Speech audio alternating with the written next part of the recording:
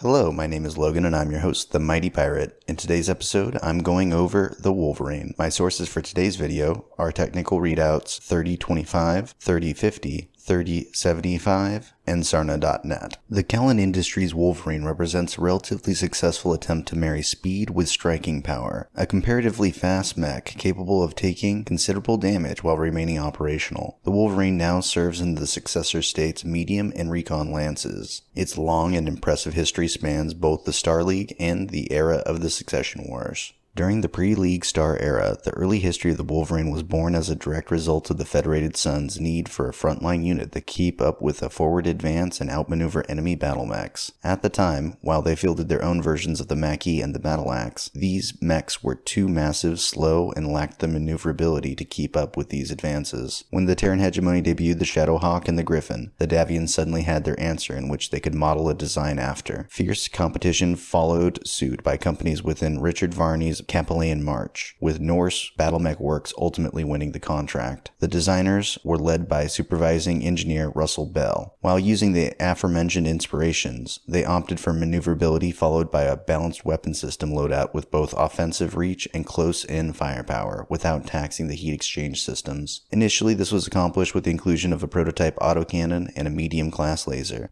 But Norse Battletech Works felt this made the design too lightly armed compared to its competitors. The design team made arrangements to allow the initial prototype to mount a PPC along with an additional heatsink in place of the autocannon, but the first PPC they were able to secure was completely unusable for the test frame due to significant overheating and electronic interference, making for a wholly inaccurate weapon. This initial failure did not go unnoticed by the Federated Forces High Command, and they urged the company to stick with the proposed design instead of rushing to create a test alternative weapon loadout. The Norse engineers opted to stick with the original prototype for the Wolverine while electing for heavier levels of armor protection. Most of the armor was focused around the legs and arms, while extra plating was specifically added around the main joints to protect from shrapnel and debris. The end result was a mech that was more suitable, cooler running, and could endure severe punishment while out-jumping the Shadowhawk and the Griffin. Prince Varney himself would receive the very first production-grade Wolverine in 2471. It would go to become a standard battle mech for centuries.